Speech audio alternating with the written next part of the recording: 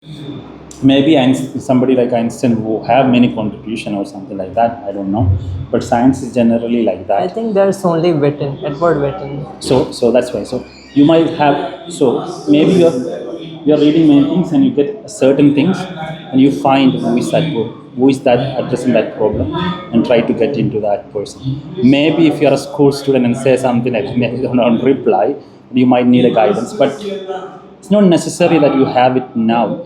I'm not saying that you are young and you should not do this, but you have a long time to go. There is long, many years, and slowly you understand the system as well. There are a lot of it's a bit rigged system also, all the review process and everything. But now maybe you can try by yourself, for example. It is possible, it is rare but possible. Maybe not big journals, but or if you solve a big problem, maybe because I don't think that somebody is going to guide you if you say I'm a school student, I have this problem. If you contact a professor, they might say, oh, I have already so many students, and I don't want a school student, right? So maybe that's not possible, but try. My point is, no, I'm not saying that you have to write a publish or something, but a scientist need to create knowledge, and you have to concentrate on that. You think about it, and then you will have maybe you might stuck with little things, or maybe you're good at maths, right? Yeah, I'm Okay. decent as in physics. So like I know linear algebra, Okay. differential geometry. So Find a that's problem like that and probably try to solve those. And I don't know because I'm not that from that field or theoretical physics, and I don't understand maths not much. But yeah, try to find maybe yourself first, and you have a lot of time maybe. And if you think that it's very unique, maybe we can find a professor for that. But, yeah. So you will find your own theory, a small theory maybe, or something that you can target on. yeah, I'm basically I've been reading on this time symmetry. Okay. So like what exactly I'm interested in? I read a paper by Sean Carroll. I think if you know Sean Carroll. So You know a lot of people than me, so you tell. yeah, You know this. so he's in Hopkins University, something I don't Yeah, yeah, okay, exactly in the know. US, in the US. Yeah, this he has written an infamous textbook in space-time and geometry, an introduction to Einstein's general theory of relativity. So it's an infamous textbook, typically used for graduate schools for general relativity. So it's pretty popular, and I read a paper by him, Energy Non-Conservation in Quantum Mechanics, and I kind of disagreed with the result, and I think his analysis on that is fundamentally flawed. So that's what I thought. So I'm trying to understand the same thing, and I'm trying to see exactly how energy is actually conserved, because that's what I think, that even when measurements are met, I'm trying to say that, well, if energy has to be conserved, time has to remain symmetric, right? Neither's theorem. So you basically apply Neither's theorem. Energy conservation is consequence of time symmetry. So I'm trying to understand well,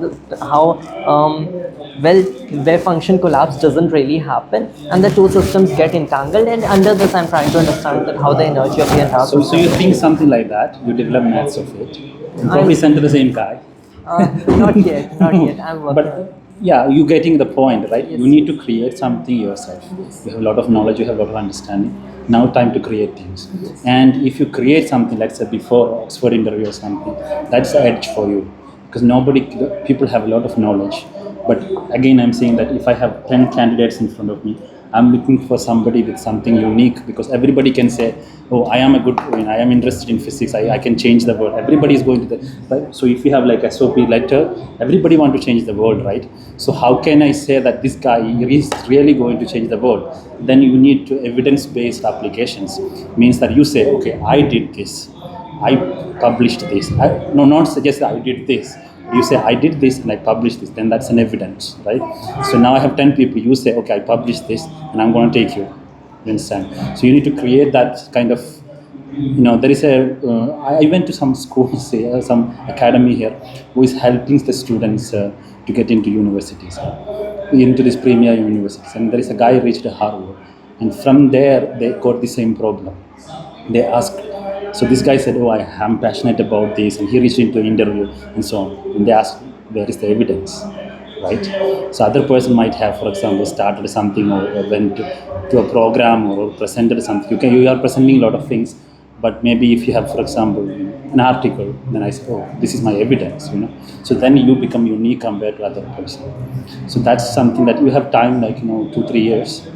So maybe not necessarily big journals like Nature, but small thing also. Even if you think that this unpublished work, you just try an article and so on. That is something that will give you an edge in this kind of places.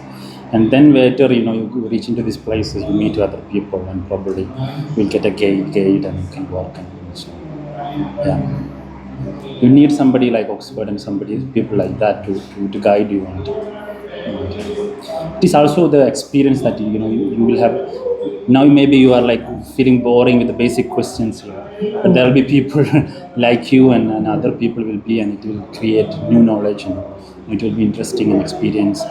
Maybe you go to a cafeteria, you don't know the other person is a novel, right, or something.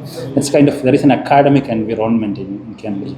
Even your coffee place is also, will be working, there will be books and so on. So that academic environment to get it is very, and this is why you should go to Oxford, not because of this big college or something, but the environment that you get is very important for you to excel. So you will get that in Oxford and Cambridge. So we'll see. You have time.